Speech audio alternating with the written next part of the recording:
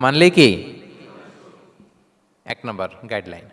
সমাজ যদি শান্তিপূর্ণ সমাজ আমরা পেতে চাই, পিসফুল সোসাইটি যদি পেতে চাই, 2 নম্বর গাইডলাইন হচ্ছে আল্লাহ তাআলা বলছেন, ইয়া আইয়ুহাল্লাযীনা আমানু লা তারফাউ আসওয়াতাকুম ফাওকা সাওতিন নাবিক ওয়া লা তাজহারু লাহু বিল কওলি কাজাহরি বা'দিকুম লিবা'দিন আন তাহবাতা আ'মালুকুম ওয়া আনতুম লা তাশউরুন।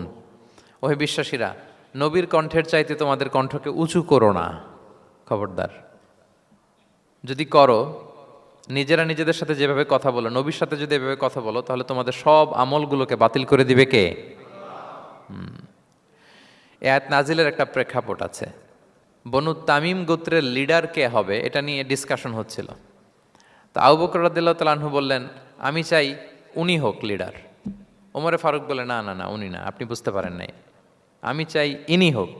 আবু বকর বলে, ওমর তুমি ঠিক বলো না, আমি বললে তুমি খুলে উল্টাটা বলো, উনি হলে ভালো হয়। ওমরে ফারুক বলে, না না না, উনি না, উনি হলে। এই যে উনি উনি করে দুইজন তর্ক বিতর্ক করতে করতে ওনাদের কণ্ঠটা রাসূল সাল্লাল্লাহু আলাইহি ওয়াসাল্লামের কণ্ঠের চাইতে একটু উঁচু হয়ে গেল, যেটা দেখতে অনেকটা অশোভন ছিল, সুন্দর দেখাচ্ছিল না।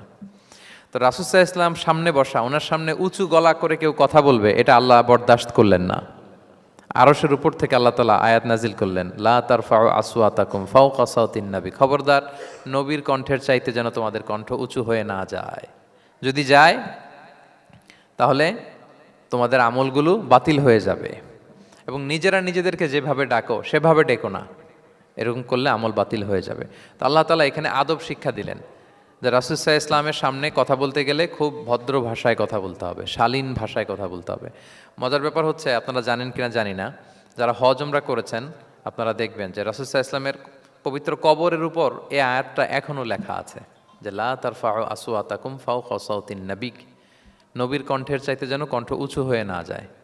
এজন্য দেখবেন যে যারা রাসূল সাল্লাল্লাহু আলাইহি ওয়াসাল্লামের কবর জিয়ারত করতে যায়, ওনারা কবরের সামনে যে ধৈর্য ধারণ করতে পারে না, বুক ফেটে কান্না আসে যে আজীবন যে নবীর কথা শুনলাম, যে নবীর হাদিস শুনলাম, যে নবীকে আমি এত ভালোবাসি, যে নবী আমার জন্য সুপারিশ করবেন, যে নবী আমাকে হাউজে কাউসারের পানি দিবেন, সেই নবী এখানে শুয়ে আছে। এটা ভাবতেই মুমিন হৃদয়ে বাঁধ ভাঙা কান্নার জোয়ার আসে, হাউমাউ করে কাঁদতে ইচ্ছে করে, কিন্তু ওখানে আওয়াজ করা যায় না, কারণ ওখানে লেখা লা তারফাউ আসওয়াতাকুম ফাওকা সাওতিন নবী, নবীর দরবারে বড় গলায় আওয়াজ করে কোনো শব্দ উচ্চারণ করা যাবে না। খুব ভদ্র বিনম্র চিত্তে রাসূল সাল্লাল্লাহু আলাইহি ওয়াসাল্লামের রওজার সামনে দাঁড়িয়ে আমরা সালাম পাঠ করি। তো এই নিয়মটা শুধু যে রাসূল সাল্লাল্লাহু আলাইহি ওয়াসাল্লামের জন্যই খাস তা নয়, আমাদের আব্বা আম্মা, আমাদের শিক্ষক, মুরব্বী, আধ্যাত্মিক নেতা, ধর্মীয় গুরু, ইসলামী আন্দোলনের বড় লিডার, এরকম যে কারো সামনে বড় গলায় উঁচু গলায় আওয়াজ করে কথা বলা যাবে না, বরং সেখানে ভদ্র